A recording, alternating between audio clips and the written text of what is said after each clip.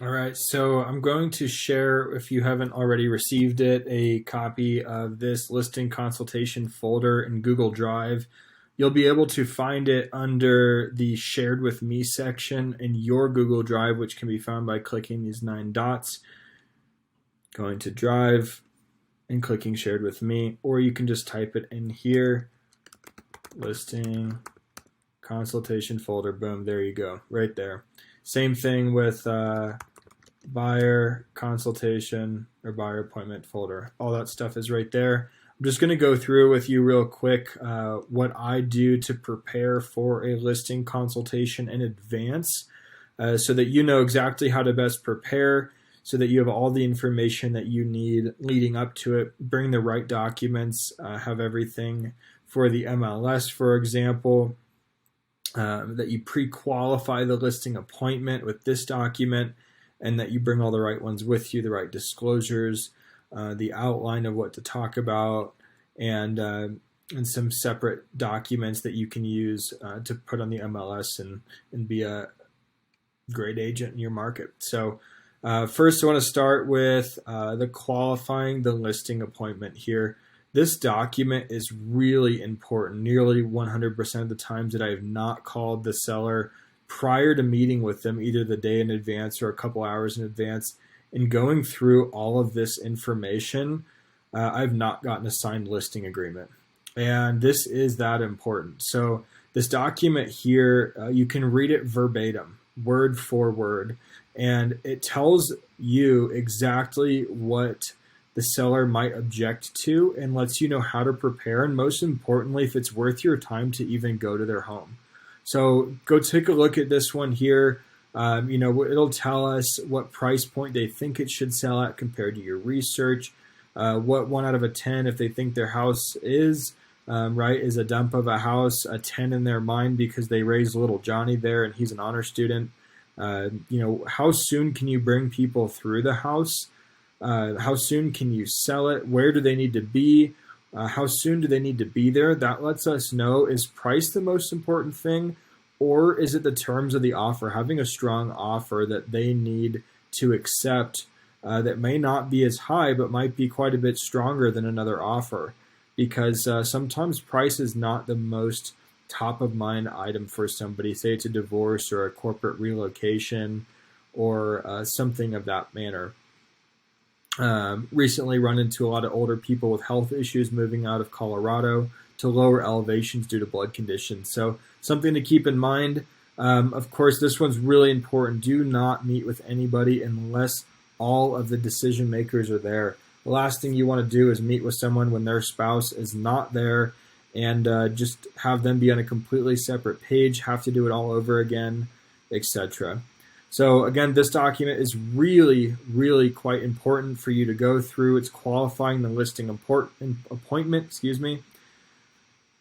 Now, as you get ready, there's a few things that you'll want to bring with you. You're going to bring all of the contracts and disclosures, the definitions of working relationships that you go through first with every single client and how to work together. I have a separate video of what to say with all of these documents. The exclusive right to sell, that is the contract that hires you as their agent. The EXP affiliated business arrangement disclosure about the companies that EXP works with, our lending company, our title company, and I always add in our preferred home lender because it should be on there as well. EXP wire fraud disclosure, they're going to get a couple of these from the title company, from the other broker involved in the transaction. It's in the contract and it's through EXP as well. Says be very afraid of wire fraud. It is real and there's nothing anyone can do to protect you. So take precautions, ask questions if something looks fishy, and don't send it to people without confirming. All right, then we have the lead-based paint obligations of seller and the lead-based paint disclosure. Those are only needed if the house is built before 1978. Although to be sure, I always do if it's built 1979 or before, because sometimes permits can have been pulled ahead of time and they use lead-based paint. You just want to protect yourself and protect your clients. So again, lead-based paint only needed 1978 or 9 below. And otherwise, we're going to bring in a couple more disclosures. The seller property disclosure, the source of water addendum, the square footage disclosure, And if you're up in Fort Collins, you'll need the occupancy disclosure and the mold disclosure.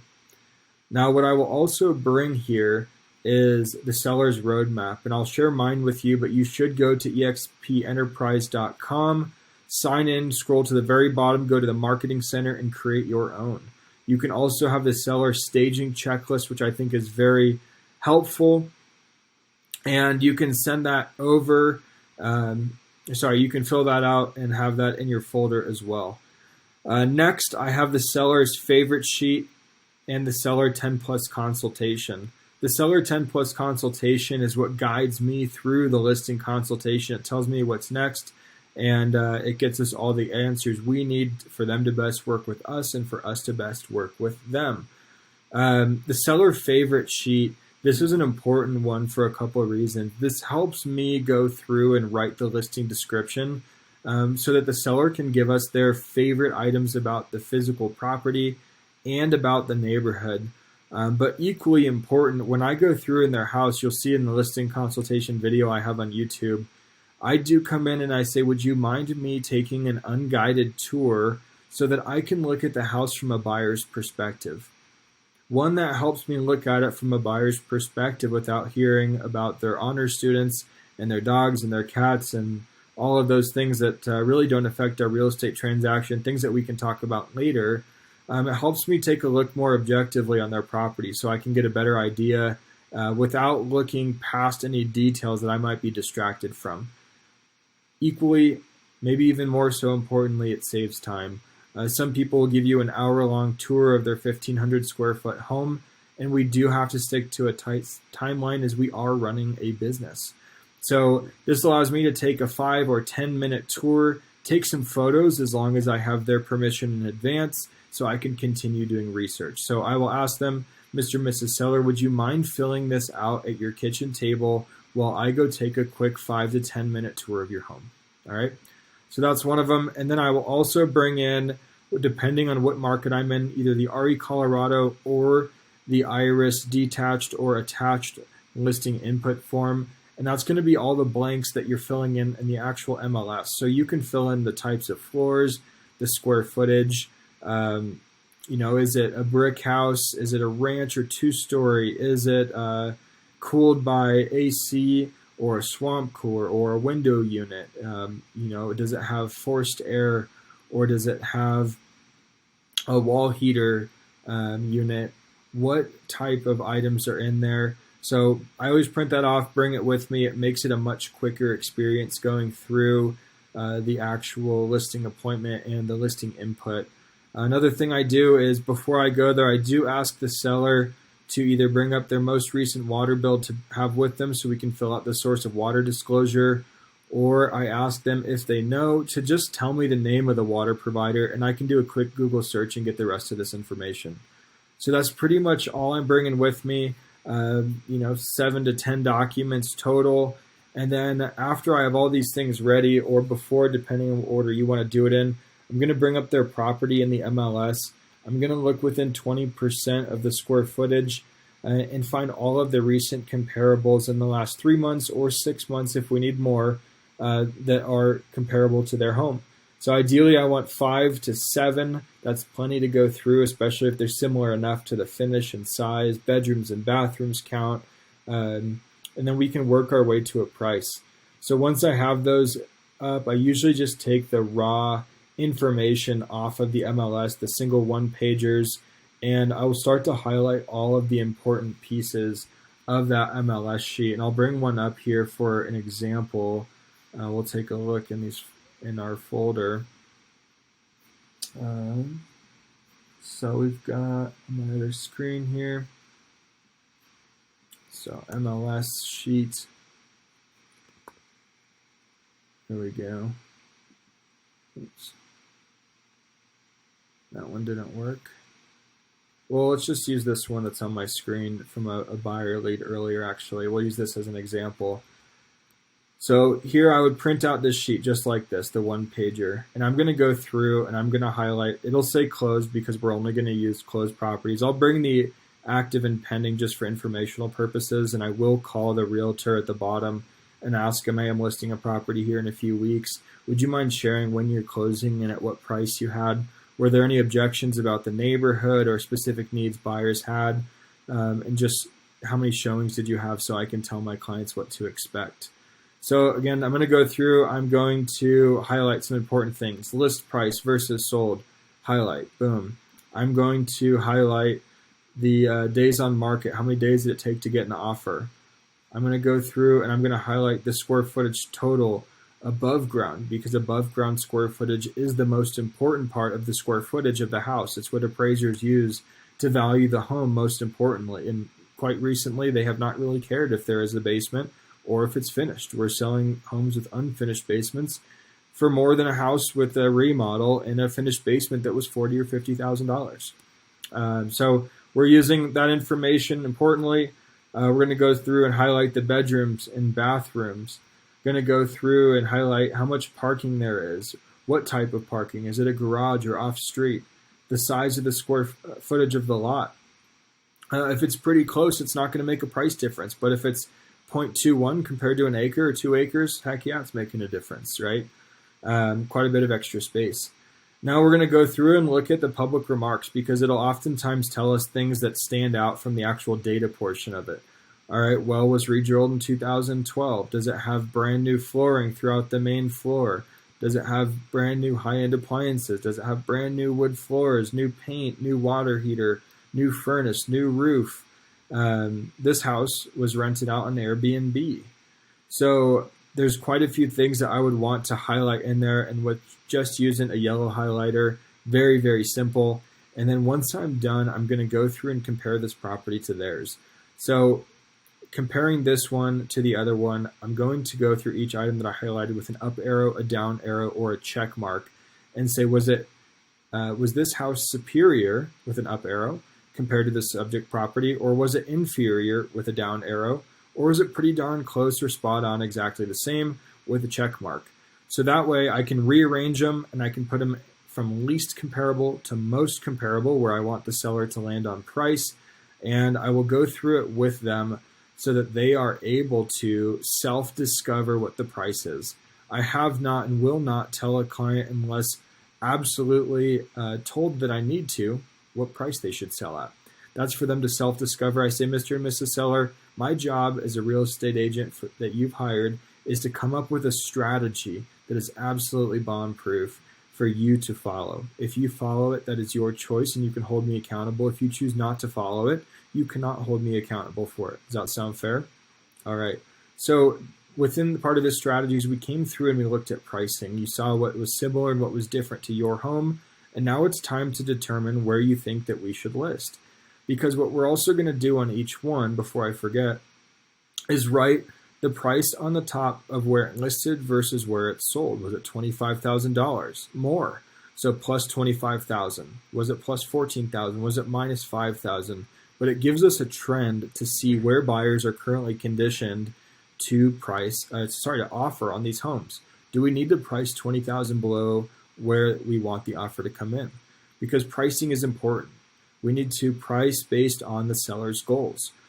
Do we need a quick sale? If so, we're going to price lower. Do we really not have that strict of a timeline? Well, let's price at market value or a little bit below so that we can get a suitable offer. Do they have all the time in the world? Well, I'm okay pricing a couple of $1,000s above where we need it to be, but Mr. and Mrs. Seller, it's probably going to sit for a couple of weeks before we have too much activity.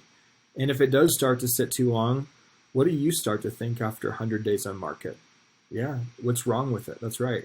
So we're going to go through and tell them the different pricing strategies, have them see the trends, and from there it's all quite easy to self-discover. So that's pricing. That's how we go through it. I'll have another video in depth on that.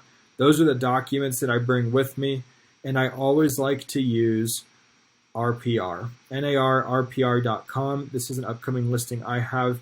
So what I would do is I would click on this interactive map. Same thing you can do in the MLS. I just like this tool because everything's all on one page. All right, so once it populates here, I'm going to zoom out. You'll notice there's a dark blue square above our subject house. There's another one down here to the left. we'll start to see more and more and more. The dark blue squares mean they're recently sold. Blue circles mean they're currently pending. The red squares mean that they are in pre-foreclosure, although that's not always correct. So what I'll do is I'll take a look and I'll see where the activity's been. So when I meet with them, I can say, yeah, so this one was just a couple of doors down. There's two that were one street over, and there's one that's just going to be a little bit further east, closer to the lake that's over here. So that way I can seem like I'm a neighborhood expert, even if I'm not super familiar with it. It's really important because they live there for you to have some sense of what's happening, right? I want to know that this one sold, this one sold, this one sold, this one sold, right? So that I can show them that I'm familiar with the market, that they can trust my expertise and trust the strategy that we put forward for them, because our research is going to be thorough. It will have data attached to it. It's based on data, and most of it, again, is going to be on data and not our opinion. So our opinion is going to be mostly the pricing of it, and then we can go through, depending on what your strategy is, staging. For example, this house here, it was a rental for 20 years. They have new carpet and paint, but it's a lot of browns and tans, makes it look quite dark. So we're going to have a stager come in to supplement that and detach some of the eyes off of those maybe more negative components of the house, so they can see what it would look like staged and get a better idea if they repainted it, what would it look like. There's also a few bathrooms in here that need some love. They have quite an old 60s and 70s style to them, and it's not up to the modern needs of buyers, so we're going to stage it with some modern furniture and modern decor so that those buyers have an opportunity to see it as theirs. All right, so love this tool here. As you scroll down, you'll see all the information. Typically, you'll see what it sold for, who the owners are. You'll get all the information here. When was it built? Just know that the square footage up here, unless it was just sold, is only above ground. You'll scroll down to the interior features to see the basement. So you'll see the basement finished here. Anything that's finished has been permitted. So anything that says finished has a permit attached to it. Although I know this house here, although it is finished, it is not a legal bedroom, so we'll make sure that's noted. We do not want to false advertise. All right, so as you scroll down, you'll see lots of information. You'll see mailing address versus home address. So if this mailing address is different than the home address, it means that they're an investor owner. These people are actually investor owners, and their mailing address should say something else. All right, abbreviated description here. That's going to be your legal description on the property. As we go down, you'll see your taxes. As you go down more, you can see some deed and mortgage information. Really good tool here for preparing for your listings. And of course, supplement that always using the MLS, because that does have all of the information. So if you have any questions about prepping for your listings, please give me a call, look at my YouTube page, and let me know how I can help.